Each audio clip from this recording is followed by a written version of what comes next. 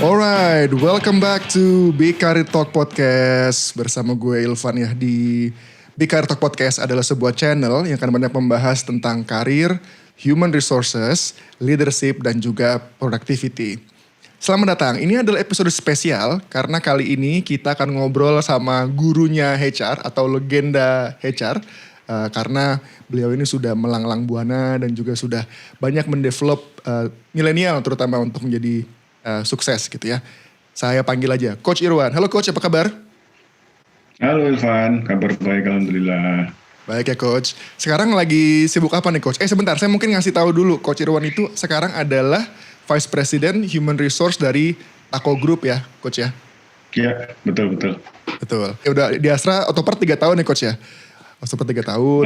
Hampir 5 ya, hampir 5 ya. Termasuk di Akebono Break itu termasuk dari Astra Otopart itu ya Coach? Masuk. Terus di Unilever nih 9 tahun ya Coach? Hampir 10, 9,5 lah. 10 tahun. Dan itu melanglang buana di berbagai macam area ya, kayak di factory, terus juga di CD gitu ya. Terakhir sebagai HR Director di supply chain ya, Coach? Betul. Supply chain, oke. Terus juga 3 tahun terakhir ini di Tako Group ya? Betul. Karena Tako Group ini adalah salah satu leading provider dari design surfacing solutions, luxury vinyl flooring, sama high pressure laminates ya, HPL. Ya, betul. Dan ini mungkin yang the biggest kali Coach ya di Indonesia ya? Yang ada dari segi market share-nya segala macam. Laminates industry yes, market leader kita. Kita coba masuk ya Coach ya ke diskusi kita hari ini nih. Karena hari ini temanya menarik banget. Kita akan ngebahas tentang bagaimana cara milenial itu untuk sukses meniti karir di masa muda. Terus juga sebenarnya tuh ada banyak banget mitos-mitos mengenai milenial gitu. Dari yang mulai kutu loncat lah, atau mungkin suka berantem sama baby boomers atau generation X. Terus juga banyak yang bilang kayak milenial tuh nggak bisa diatur lah katakanlah gitu ya. Nah kita mencoba untuk melakukan myth busting itu, bener nggak sih mitos-mitos tersebut gitu. Dan juga kita akan bahas juga nih tentang pengalaman Coach Irwan dealing with milenial gitu ya Coach ya. Nah mungkin pertama nih Coach nih kita mencoba belajar dari your personal experience dan juga your long proven track record gitu ya. Nah pernah nggak Coach memanage milenial di kantor gitu, dan what is your personal opinion gitu, apa pendapat pribadinya Coach Irwan tentang milenial? Saya tuh kalau ngobrol-ngobrol sama teman-teman gitu ya, atau sama adik-adik milenial gitu tuh saya selalu memberikan contoh-contoh yang real gitu. Kenapa? Karena ini alhamdulillah disertasi saya juga tentang milenial, jadi nyambung gitu. Jadi saya baca banyak literatur mengenai milenial, salah satunya adalah kalau milenial tuh pengen stay focus on your answer gitu ya, karena kan milenial itu punya short span of attention gitu. Jadi kalau kita pengen menarik perhatian milenial itu jawabannya harus selalu applicable buat diri mereka gitu. Nah ini makanya saya selalu berusaha ngasih contoh-contoh yang real gitu. Nah contoh realnya ada di depan saya nih. Pertanyaannya Ilvan, pernah nggak memanage milenial? Lah ini yang ngomong ini, yang nanya itu sebenarnya. Jadi ini pertanyaan retoris sebenarnya. Karena salah satu dulu saya pernah kerja bareng Ilvan di Unilever. Ilvan jadi trainee saya ya Van. Betul. Nah jadi, dan itu nggak cuma Ilvan, banyak sih yang sebelum dan setelah. Sebelum sama setelah Ilvan ya betul. Banyak sekali yang dulu kalau di tempat yang lama namanya UFLP kan, MT-nya itu yang memang direpotkan ke saya. Dan alhamdulillah proven kan, Ilvan kan sekarang bisa sesukses sekarang nih, alhamdulillah ini saya bangga banget. Tadi saya bilang kalau saya sharing kemana-mana, saya selalu bilang Ilvan nih, nyeritain cerita sukses story-nya Ilvan nih. Gitu. Pernah jawabannya Van? Pernah jawabannya ya Pak Irwan, dan mungkin banyak ya Coach ya, banyak. Dan juga mungkin di lokasi sekarang, di tempat kerja sekarang juga pasti ya Coach ya, manage juga milenial teman-teman yang sekarang. Saya gitu ya. Kalau yang dulu namanya UFLP, di tempat saya ini programnya namanya CLAP. Change Leader Acceleration Program gitu. Jadi based on experience saya dulu kan MT juga, manajemen trainee di Astra. Terus pernah ikut manage UFLP juga di Unilever. Jadi terus sekarang lagi banyak baca teori mengenai hal itu. Jadi CLAP ini memang saya desain untuk mengimprove lah ya dari past experience saya sama new study on millennials nih. Jadi hopefully bisa sukses kayak Ilvan sukses di UFLP lah kurang lebih gitu. Siap. Nah, cuman kalau dari segi pengalaman Coach Irwan sendiri, ada nggak pengalaman paling berat dalam memanage milenial atau mungkin pengalaman yang nggak menyenangkan mungkin ya dalam manage milenial? Gak menyenangkan sih nggak ada kalau menurut saya karena working with younger people itu membuat kita merasa muda juga. Merasa muda ya, jadi lebih muda ya Coach ya. Gitu. Jadi saya sih nggak merasa ada pengalaman yang tidak menyenangkan. Kalau challenge yes ada. Gitu. Challenge ada. Nah kalau challenge-nya gimana Coach? Challenge pertama yang saya hadapi itu adalah how to understand millennials gitu.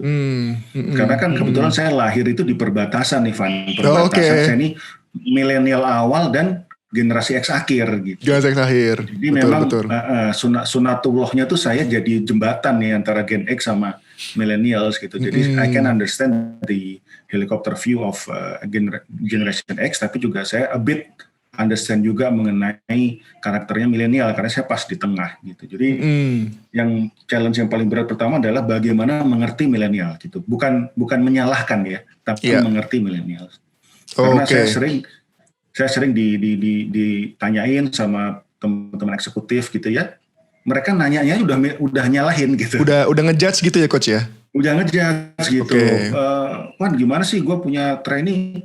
Dulu gue nggak berani lu zaman trainee itu di lift minta nomor handphone. Ini trainee di handphone di lift minta nomor handphone, minta nomor WA. Itu dasar milenial, saya itu kan udah ngejudge dulu gitu. Padahal buat kita milenial nih Coach, itu kan hal yang biasa banget ya. Maksudnya kayak di lift nanya atau simple, itu bukan berarti kita nggak hormat kan. Simple ya gue butuh nomornya dia, ya sudah gitu. Itulah kenapa saya bilang challenge yang paling berat adalah mengerti, bukan blame ya, bukan judge. Oke. Ini menarik banget nih Coach. Jadi challenge-nya itu adalah gimana caranya kita atau mungkin dari segi perusahaan untuk mengerti milenial gitu. Nah, kalau Coach Irwan tadi bicara soal challenge nih. Sekarang kita bicara soal dari sisi milenialnya nih Coach. Kalau if you can put yourself at millennial shoes gitu ya. Apa sih sebenarnya yang menjadi tips buat Coach Irwan gitu bagi milenial untuk bisa memulai karir dengan baik atau mungkin really thriving his or her karir gitu. Karena kan ya tadi banyak judgement gitu ya dari awal ke mereka gitu. Ada yang bilang terlalu ambisius juga misalnya dan seterusnya gitu. Kalau Coach Irwan bisa ngasih saran gitu ya atau mungkin tips apa kira-kira yang bisa dikasih Coach? Yang pertama mungkin harus mengenali diri sendiri dulu ya. Profilnya dari milenial masing-masing itu seperti apa masing-masing orang gitu. Karena options-nya tuh banyak bagi milenial. Ilvan juga kalau nggak salah pernah bahas di salah satu YouTube channelnya, pilihan buat milenial tuh nggak harus kerja loh gitu. Nggak kayak zaman saya. Pas saya selesai tuh bagi orang yang bukan anaknya siapa-siapa kayak saya harus kerja gitu. Karena waktu itu masih internet sudah ada tapi belum semasif sekarang. Nah teman-teman milenial itu kan banyak pilihannya, bisa jadi YouTuber, bisa jadi game tester, bisa jadi jualan online gitu. Jadi nggak harus kerja. Jadi menurut saya langkah pertama kenali dulu profile strength weakness-nya seperti apa, passion-nya di mana. Itu penting gitu. Then next step kalau jawabannya adalah kerja gitu ya. Yang harus dilakukan menurut saya adalah cari perusahaan yang bagus gitu. Oke. Karena kalau salah masuk perusahaan, yang ada kalian akan setiap 2 atau 3 tahun pergi. Dan akan memperparah stereotip itu gitu. Oke, menarik. Betul. Jadi cari gini, jangan salah ya, perusahaan yang bagus itu bukan berarti yang harus gede, harus gajinya ini harus, tapi cari perusahaan yang development programnya bagus. Dimulai dengan onboarding. Di salah satu literatur yang saya baca, onboarding itu adalah very crucial steps untuk milenial bisa fit atau tidak dengan culture perusahaan itu gitu. Beda dengan generasi-generasi sebelumnya, Van. Generasi sebelumnya itu onboarding mungkin tidak sepenting ini, tapi bagi milenial sangat penting. Kenapa? 2 arah. Milenial belajar untuk transition dari college ke kerjaan. Line managers yang ada juga belajar untuk menerima milenial tanpa judging gitu.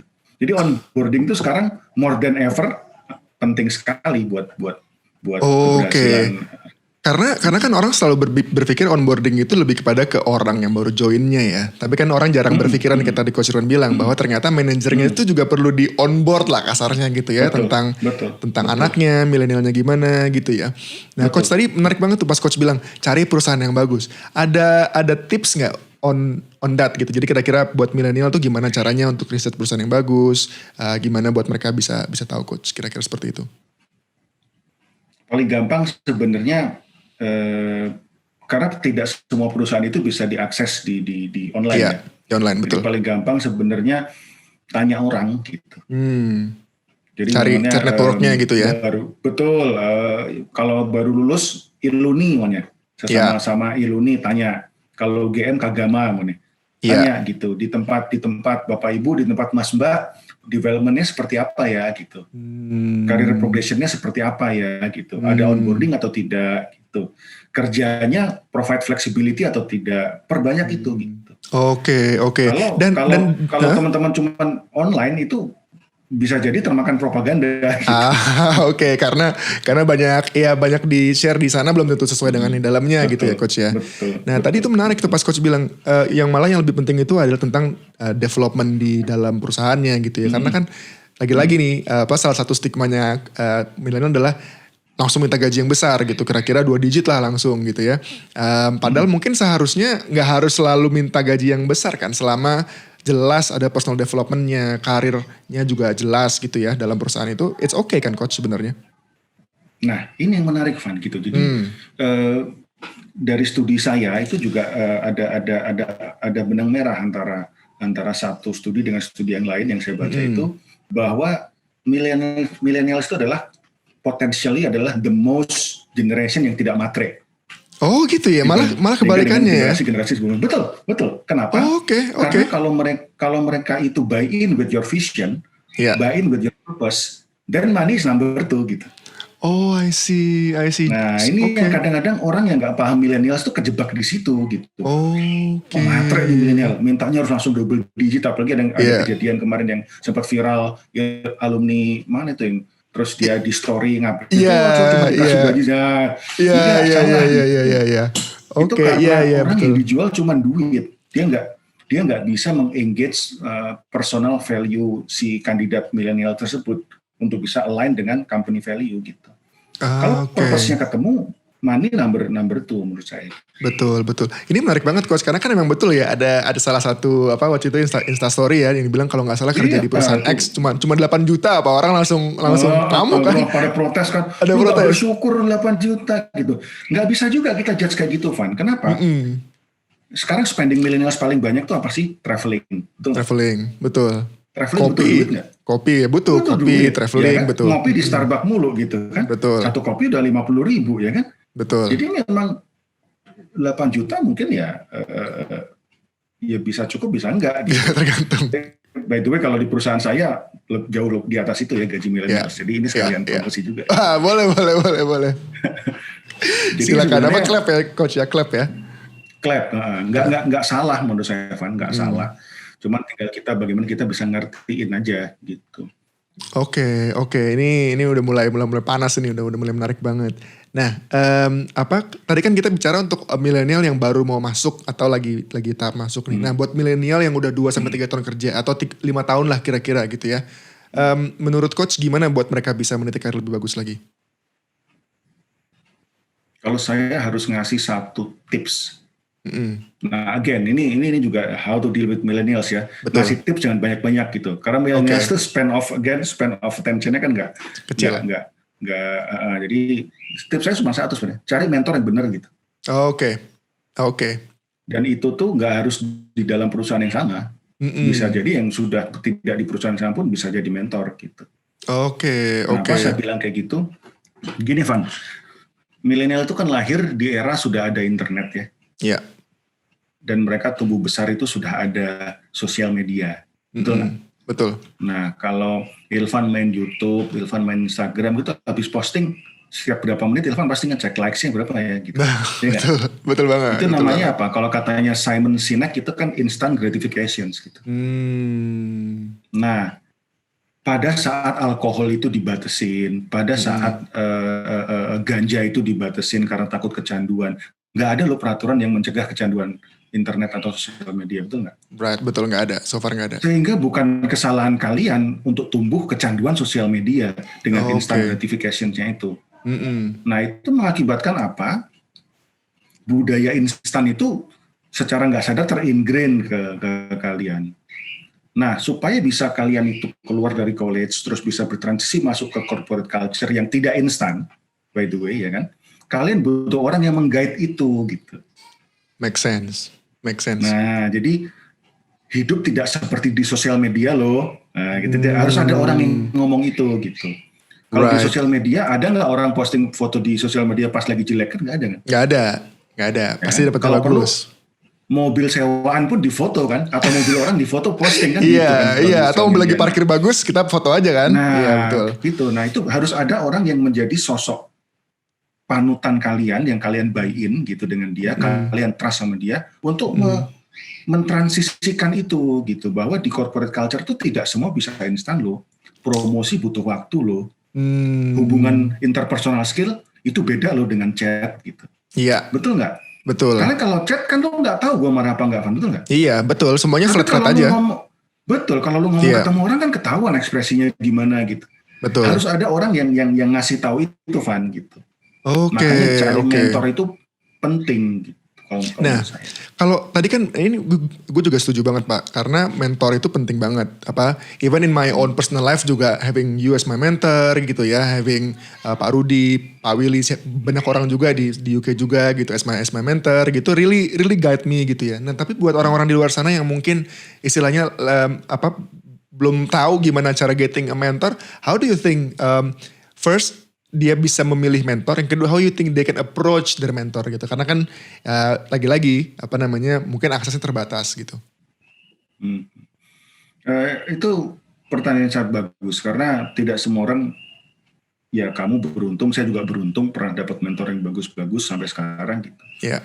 Paling mudah adalah sebenarnya ya memang harus kerjain PR kalian, cari gitu.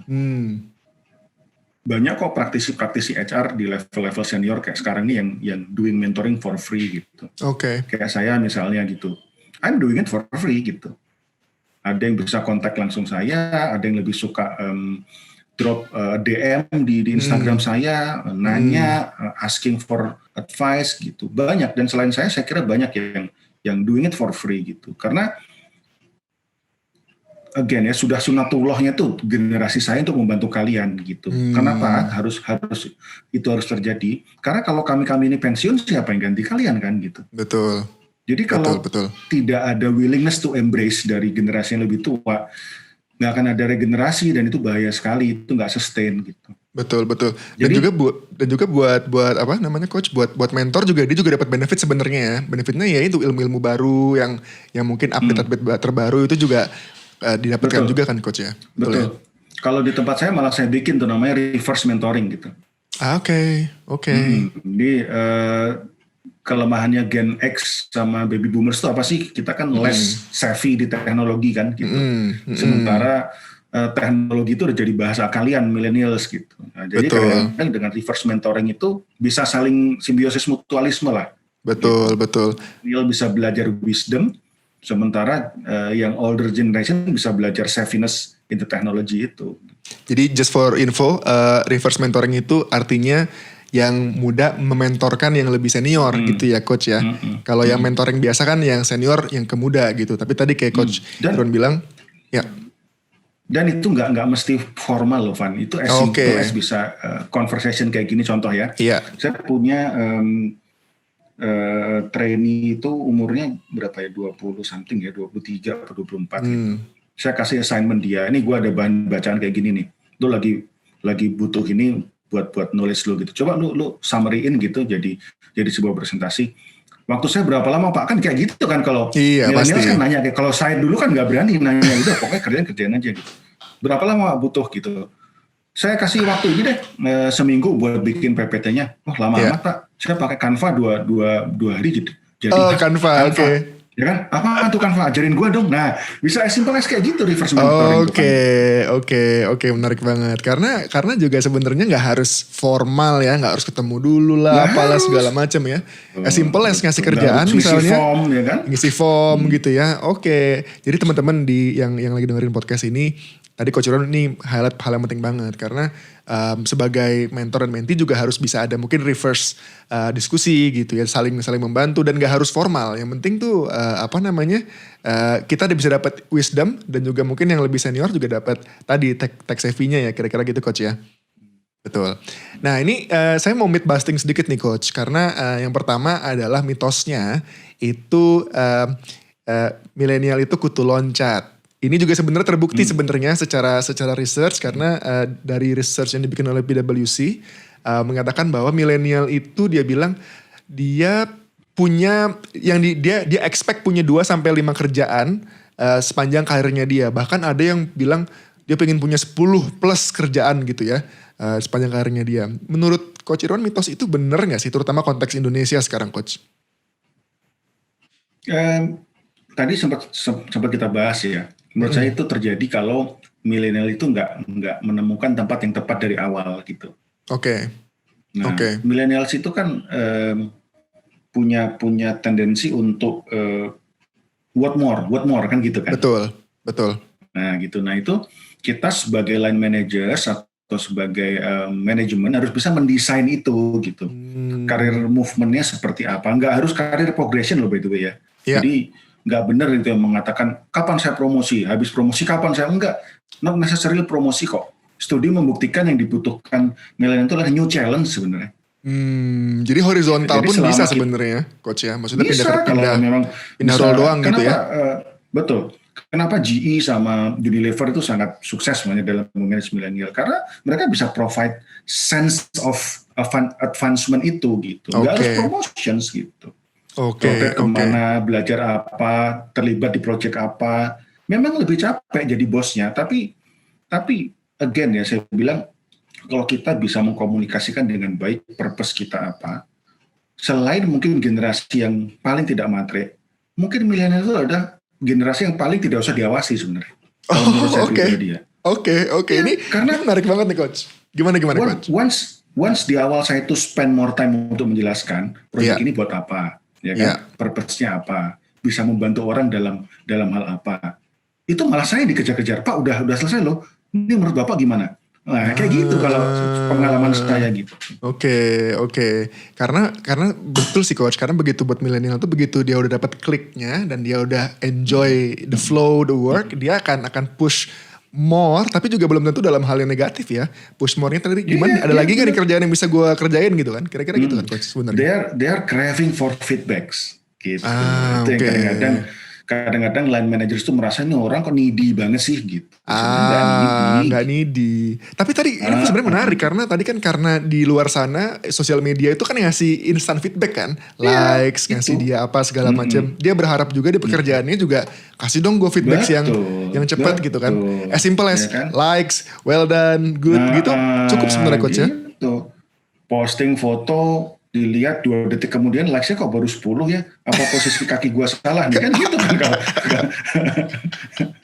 Nah di kerjaan juga more or less sama, tinggal bagaimana sebenarnya line managers itu bisa adjusting to that needs gitu. Betul. Karena at the end of the day nggak bisa kita mendinai terus milenial, nggak bisa karena hukum alamnya kan yang tua itu akan pensiun gitu. Betul, dan milenial akan segera menggantikan posisi-posisi tersebut ya. Betul, dan jangan salah Gen Z udah masuk di dunia kerja, itu lebih parah lagi dari millennials gitu. Oke. Jadi juga challenge-nya buat company gimana juga bisa mengalign 2 generasi yang sangat berbeda itu juga ya Coach ya, kira-kira ya. Nah, ini kan kita juga tadi bicara sedikit soal sosial media nih Coach. Nah, terutama dengan adanya misalnya LinkedIn gitu ya, ada yang namanya Instagram gitu ya. Kita kan punya our own circle, terus juga teman-teman kita ya dia posting apalah segala macam gitu. Banyak yang sering membandingkan karirnya dia dengan teman seangkatannya nih Coach. Misalnya saya sering banget juga pas kita ngobrol sama orang yang keluar company gitu ya, dibilang ya soalnya gue di tempat sekarang masih let's say assistant manager. Tapi apa namanya, teman gue yang sangkatan itu udah manajer gitu. Lu tahu dari mana? Itu ada di LinkedIn. Padahal perusahaannya kan beda gitu ya. Mungkin yang sekarang emang lebih besar, yang perusahaan temennya itu mungkin lebih kecil mungkin, dan mungkin juga salary-nya mungkin more or less sama gitu. Tapi title itu matters gitu sekarang buat milenial gitu. Dan juga tadi membandingkan karir tuh jadi matters. Kalau dulu kan ya dulu kita nggak tahu ya, kita ketemu juga jarang sama college yang beda angkatan misalnya. Nah menurut Coach Irwan itu gimana caranya biar mungkin pertama how to manage expectations kali ya dari milenial? Kalau menurut saya membandingkan itu adalah hal yang manusiawi ya, Van, dan itu tidak hanya terjadi di millennials itu sebenarnya. Kenapa kok tampaknya millennials lebih banyak membandingkan? Karena sekarang sudah lebih open aja dunia gitu. Oke. Ada LinkedIn, kalau promosi itu orang makan-makan di Instagram atau Instastory, jadi orang lebih gampang tahu. Tapi nature of membandingkan itu dari zaman dulu sih menurut saya, generasi X, baby boomers pun juga sudah ada gitu. Cuman hanya terlihatnya aja ya. Nah, karena lebih terekspos, jadi sekarang kok milenial itu lebih banding-bandingin. Padahal enggak juga, itu dari dulu udah ada fenomena itu. Kalau Irfan nanya bagaimana ya caranya menyikapi hal ini atau even memanage ekspektasi, gitu. Sebenarnya kembali ke jawaban saya yang pertama, yaitu milenial itu harus kenal dirinya sendiri, gitu. Apa sih yang dicari dalam kerjaan, gitu. Tarik mundur lagi, apa sih yang dicari dalam hidup, gitu. Karena itu tuh akan membantu kita untuk tidak terjebak di balapan title, balapan salary, ya kan? Itu harus ditarik mundur gitu. Dan with having a right mentors itu bisa membantu millennials untuk take a step back and think gitu. Betul. Nah ini honestly yang tadi Coach Irwan bilang tuh juga resonates to myself gitu ya, bahwa at the end of the day kerja tuh buat apa gitu ya. At the end of the day kerja tuh provide buat siapa gitu ya. Terus apakah penting untuk kita nengok kanan nengok kiri gitu ya. Oh teman kita yang lulusnya sama ternyata sekarang udah jadi let's say director atau udah jadi let's say VP gitu ya. Dan juga title kan setiap company ya pasti beda-beda kan Coach. Ada yang title-nya manager, di tempat lain title-nya senior VP gitu. Jadi ya sebenarnya itu nggak comparable ya. Nah tadi aku juga dengar tadi pas Coach bilang kayak think back gitu tentang tentang what do you want to achieve. Menurut Coach sendiri caranya gimana untuk kita atau milenial untuk bisa reflect gitu ya, dan juga sering-sering eling gitu tentang purpose gitu. What do you think about it? Memang ini agak sulit Van, karena di umur yang sama pun saya juga mengalami hal itu gitu. Dan even saya nggak noleh ke perusahaan lain, saya nolehnya ke waktu itu ya mungkin kalau saya sebut namanya Ilvan juga tahu yang saya letting sama saya siapa aja kan di Unilever gitu. Saya juga nanya ke bos saya, Pak si itu sudah golongan ini loh, si itu udah ini, saya paling ketinggalan di antara mereka gitu. Dan waktu itu bos saya bilang career is not a race gitu. Ada saat-saat di mana orang itu kalau di Unilever kan WL ya. Dia dari WL1 ke WL3 cepet banget gitu. Ada temennya lama banget nih naik ke WL2, tapi malah jadi WL4-nya duluan, nah gitu. Jadi karir is not a race gitu. Jadi jangan berlomba-lomba. Kalau waktu itu ya nasihatnya bos kita ke saya gitu ya, dan you know what I mean right? Who I mean right? Nah, who you mean ya? Ya, jadi nasihat beliau adalah yang sampai sekarang saya masih pegang. Karir itu bukan balapan dengan orang lain, tapi balapan dengan diri sendiri. Maksudnya balapan dengan diri sendiri apa? Kemarin kamu bisa apa, sekarang sudah bisa apa. Dan itu nggak apa-apa gitu. Tapi kalau kamu bandingin sama orang lain, nggak akan ada selesainya gitu. Dan itu bahayanya kayak orang jalan ngelihat ke atas terus, bisa kesandung gitu. Ini harus lihat ke bawah juga. Gitu. Iya betul. Ini menarik banget Coach. Tadi kayak Coach bilang ya, buat saya ngena banget pas Coach bilang itu sama kayak orang jalan ke atas, bukan ke bawah gitu ya. Karena buat saya benar juga. Dan karir is not a race ya. It's a marathon kan. Karena at the end of the day yang kita perlu lakukan adalah compare bukan dengan orang lain, tapi dengan diri kita kemarin gitu ya. Apakah kita hari ini tuh lebih baik dibanding kita kemarin kan? Kira-kira gitu ya Coach. Oke. Dan secara otomatis itu kalau kamu selalu melakukan itu, karir akan pasti ngikutin. Gitu. Ngikutin. Tinggal nah salah satu nasihat yang Coach Irwan saya masih ingat sekarang dan saya masih share ke anak-anak milenial dan semoga Coach Irwan nggak surprise adalah tentang karir. Karir itu seperti kalau kata Coach Irwan itu menunggu di halte bus. Itu sampai sekarang masih saya pegang di Coach. Masih ingat ya? Masih ingat.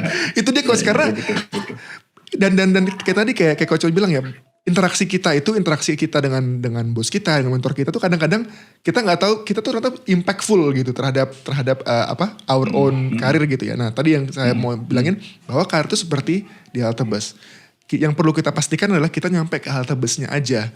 Perkara busnya itu nyampainya kapan, itu urusan corporate gitu kan, atau urusan Allah lah gitu. Tugas kita adalah membuat kita ready di halte busnya. Kira-kira gitu ya Coach?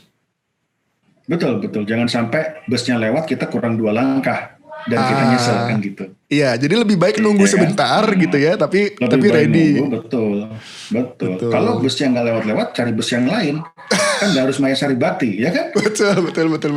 Yang penting kan kamu udah di halte. Being di halte itu menurut saya adalah ready untuk dipromote. Betul. Which is apa? Capability-nya kamu udah dapat, experience-nya kamu udah ada. Itu being di halte gitu. Ya kalau kamu nunggunya Maya Saribakti, busnya nggak lewat-lewat ya naik Damri aja gitu. Yang penting kamu udah di halte gitu. Dan ini sebenarnya align dengan konsep yang diperkenalkan oleh Stephen Covey, Circle of Influence sama Circle of Concern, ingat nggak? Betul, ingat Pak. Seven Habit. Nah, Seven Habit. Memastikan diri kamu ada di halte itu Circle of Influence karena kamu bisa kontrol gitu. Iya. Tapi busnya lewat apa enggak itu Circle of Concern. Nggak bisa kita kontrol. Jadi jangan stres kita mikirin itu. Ya kan kalau busnya kena banjir, busnya mogok, busnya pecah, bahkan kita nggak bisa kontrol gitu. Nah, jadi itu sih sebenarnya. Alhamdulillah kalau Irfan masih ingat dan bisa pass on itu ke teman-teman yang lain supaya nggak stres gitu. Kok nggak promote ya gitu. Betul. Karena itu mengena banget sih Coach tentang filosofi halte bus gitu ya. Kalau bisa jadiin trademark, itu jadi trademarknya Coach Irwan kayaknya tuh. Waduh, bisa tuh. Bikin buku gimana? Boleh tuh Coach, boleh tuh. Cocok banget. Nah sedikit lagi nih Coach. Ini pertanyaan yang tadi saya udah share ke Coach. Ini dari komunitas milenial saya gitu ya. Dapat ada 5 pertanyaan, tapi saya coba rangkum aja sedikit. Ada yang nanya gini kira-kira, banyak yang dapat info kalau milenial tuh sering konflik dengan Gen X gitu ya. Atau mungkin kadang dia harus melit Gen X ya, karena mungkin Gen X sudah lama, senior. Gimana caranya milenial ini bisa inflow gitu, bisa at peace dengan Gen X dan juga bisa mengarungi office politik.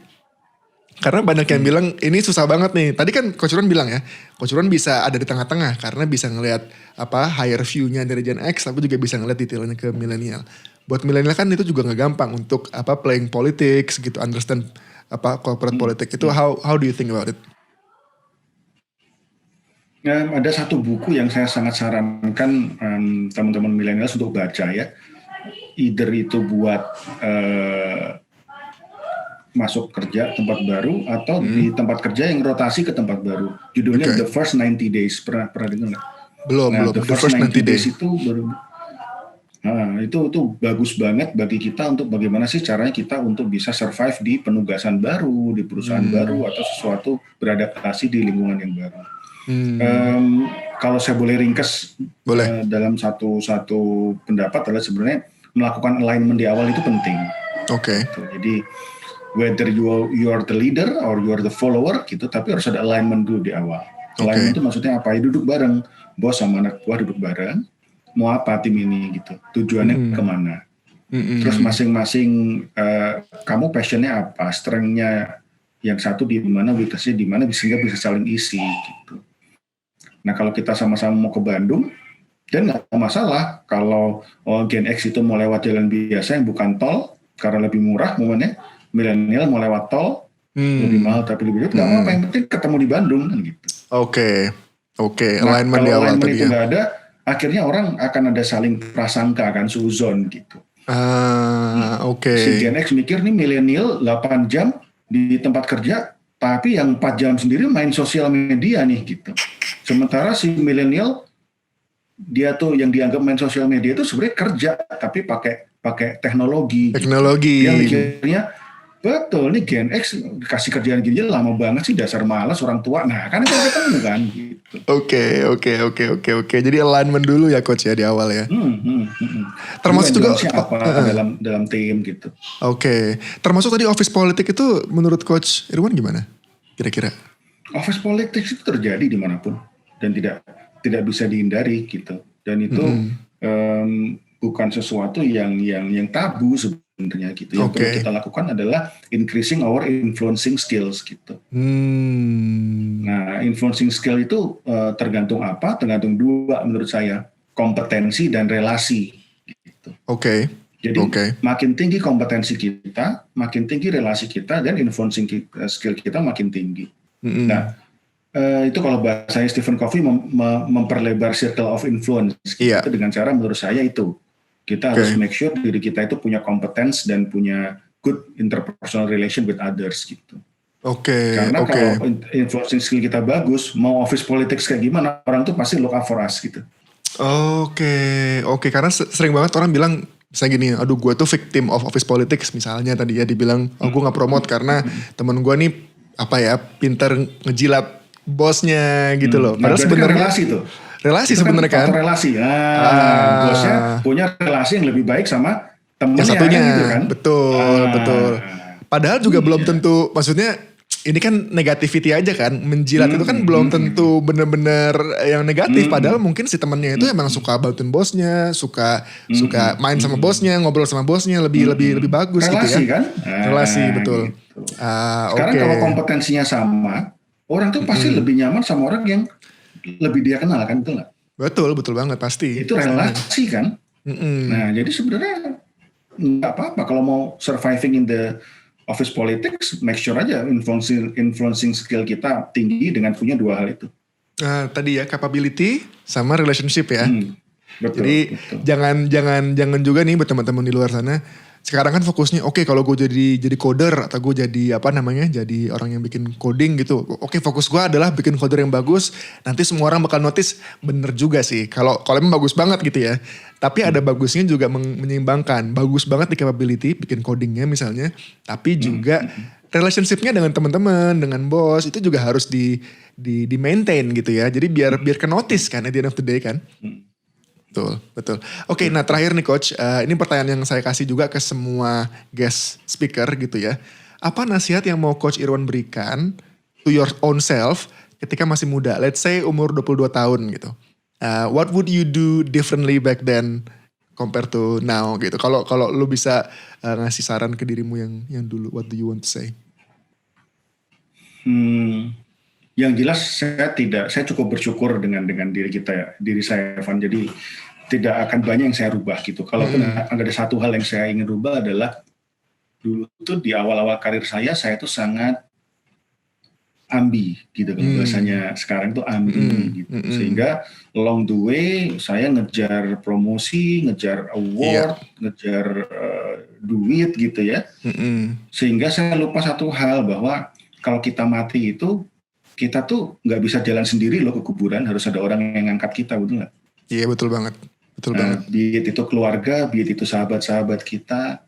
Nah kalau saya boleh ngasih nasihat ke diri saya dulu yang lebih muda, mungkin ya boleh kita belajar supaya karir bagus, tapi juga jangan lupain teman-teman, lupain sahabat-sahabat, lupain keluarga gitu. Sehingga ada beberapa mungkin pernikahan sahabat saya yang saya nggak sempat hadir karena saya kerja. Ini tuh saya agak merasa sekarang setelah saya older gitu, saya segitunya ya gitu. Kenapa nggak saya tetap hadir ke pernikahan, kan dia menikah cuma 1 kali gitu. Kenapa saya nggak sempetin gitu. Itu falsafah orang mati tadi gitu. Unless kita mati bisa jalan sendiri ke kuburan, nggak masalah gitu. Tapi selama kita mati masih butuh orang lain buat ngangkat kita, harusnya ini sih. Benar segitu ya, gila. Coach ini mengena banget ya. Pasti juga buat teman-teman dan juga buat saya pribadi. Coach Irwan, thank you banget atas wisdomnya. Ini pasti juga teman-teman juga sangat happy. Saya rangkum sedikit ya coach, biar teman-teman juga dapat nih. Please. Yang pertama adalah kalau dari segi milenial, fokusnya adalah jangan lupa untuk selalu align dengan dengan senior, dengan teman, dengan kolik gitu ya. terus juga tadi filosofi halte bus gitu ya. Don't worry, at the end of the day promotion will come. At the end of the day best salary, bigger salary will come. Tapi yang perlu dilakukan oleh kita semua adalah how to make sure kita ready untuk sampai ke halte busnya. Artinya kapasitas kita ready, kita juga punya capability yang ready, relationship kita juga bisa ready gitu ya. Perkara nanti busnya apakah Maya Sari Bakti atau Damri ya itu belakangan, atau pecah ban di jalan itu belakangan. Karena itu ada option di sana kan coach sebenarnya yang kita juga bisa pilih. Dan juga tadi buat milenial tadi yang paling menarik buat saya adalah milenial ternyata salah satu generasi yang mungkin paling gak matre sebenarnya. Selama kita dari si corporate gitu ya mampu untuk memberikan dia purpose, terus juga mampu membuat dia juga nyaman bekerja, they will fight for you till the end. Kira-kira gitu ya coach ya. Coach Irwan terima kasih banyak. Saya kasih tepuk tangan dulu. Waduh, terima kasih. Karena semoga bermanfaat ya kan. Semoga bermanfaat. Nah ini kita tutup dulu ya coach ya. Oke. Teman-teman semua, terima kasih banyak sudah join di acara kita Big Career Talk Podcast bersama Coach Irwan. Nantikan acara-acara yang lain karena kita akan banyak membahas seputar leadership dengan guest-guest speaker lainnya. Thank you so much Coach Irwan. See you. Bye. Bye.